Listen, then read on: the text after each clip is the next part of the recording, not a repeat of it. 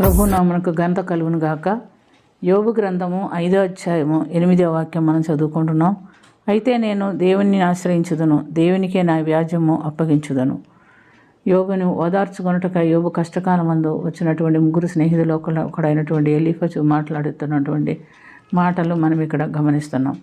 యోబు ఏదో ఒక తప్పు చేశాడు, అందును బట్టి దేవుని కోపం యోబు మీదకి వచ్చింది అని వారు రుజువు చేయాలని ప్రయాసపడుతున్నట్టుగా చూస్తున్నాం.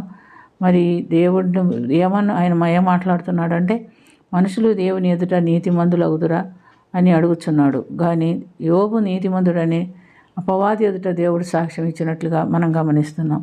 అయితే శ్రమ ధూళిలో నుండి పుట్టదు, బాధ భూమిలో నుండి మొలవదు. నిప్పురవ్వలు పైకి ఎగురుచున్నట్లు నరులు శ్రమానుభవనకై పుట్టుచున్నారు. అయితే నేను ప్రతి విషయంలోనూ దేవుని ఆశ్రయించదనని ఎలీఫజు మాట్లాడుతున్నాడు.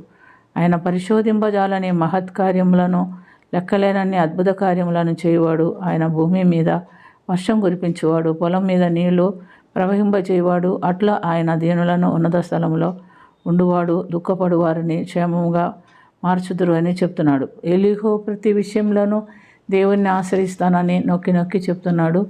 మరి యోబు మాత్రము దేవుడు అనుమతించి సాతాను చేత శోధించబడుతున్నాడనే విషయం వారు తెలుసుకోలేకపోయారు. వారిని కూడా సాతానుడు వాడుకుంటున్నట్టుగా మనం గమనిస్తున్నాం.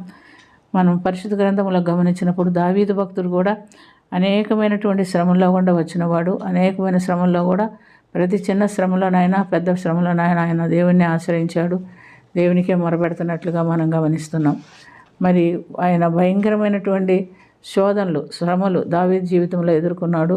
మొదటి సమూయేలు గ్రంథం 17:37 సింహం యొక్క బలము నుండి, ఎలుగుబంటి యొక్క బలము నుండి నన్ను తప్పించిన నా దేవుడు, ఈ సున్నది లేని ఫిలిస్తీయుని చేతి నుంచి నన్ను తప్పించవా, యుద్ధము యెహోవాదే అని చెప్తున్నట్టుగా మనం గమనిస్తున్నాం. అంటే దావీదు ఆ యుద్ధాన్ని దేవునికి సమర్పించి చేయడానికి పూనుకున్నాడు.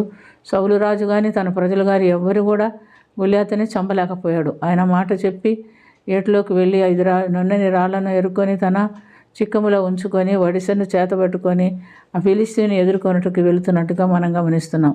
అతడు దావీదును చూచి నవ్వి తన దేవతల పేరట తను శపించి, ఏమిరా కుక్కను కొట్టడానికి వచ్చినట్టు కర్ర ఎత్తుకొని వచ్చావా అని ఆయన అడుగుతున్నట్టుగా మనం చూస్తున్నాం. అయితే దావీదు ఏమంటున్నాడు, నువ్వు తిరస్కరించిన ఇశ్రాయేలీయుల దేవుడైన యెహోవా నామం పేరట నీతో యుద్ధం చేయడానికి నేను వచ్చి ఉన్నాను, యుద్ధం యెహోవాదే అని చెప్తున్నాడు. ఆయన మిమ్మల్ని మా చేతికి అప్పగించునని ఖచ్చితంగా ఆయన చెప్పగలిగాడు. కొంత దూరం పరిగెత్తిపోయి సంచిలో నుండి రాయి తీసుకొని ఒడిసెలతో గురి చూసి కొట్టినప్పుడు అది అతని నొదుటి మీద నొచ్చుకొని పోయినట్టుగా చూస్తున్నాం. ఆ దెబ్బతో అతను బోర్లబడ్డాడు. దావీదు పరిగెత్తకుండా వచ్చి ఆ యొక్క గొలియాతు కత్తిని తీసుకొని అతని తలను నరికివేసినట్టుగా గమనిస్తున్నాం. కాబట్టి ప్రియమైనటువంటి దేవునిలారా, మనకు కూడా అనేకమైన శ్రమలు, సమస్యలు, ఇరుకులు, ఇబ్బందులు వస్తాయి. కానీ మనం దేవుణ్ణి ఆశ్రయించాలి.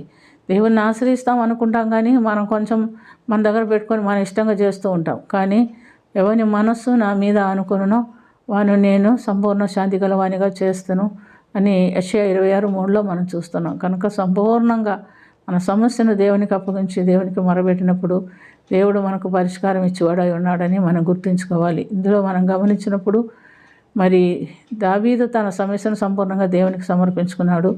యోబు కూడా తన సమస్యలన్నిటిని దేవునికి సమర్పించుకొని భయంకరమైన శ్రమలు ఎదుర్కొన్నాడు. కానీ ఆ శ్రమలన్నింటిలో దేవుడు ఆయనకి తోడుగుండి ఆయన విడిపించినట్టుగా మనం చూస్తున్నాం. చివరిగా 200 ఆశీర్వాదం యోబు పొందుకున్నాడు. ఓదార్చుటకు వచ్చినటువంటి స్నేహితులు మంచిగానే మాట్లాడారు, కానీ వారు నేరం దావీదు యోబు మీద మోపాలని చూశారు. అందుని బట్టి దేవుడు అంటున్నాడు, నా స్నేహితుడైనటువంటి నా సేవకుడైనటువంటి యోబు మాట్లాడినట్టు మీరు నన్ను గురించి మాట్లాడలేకపోయారని చెప్తున్నట్టుగా మనం చూస్తున్నాం.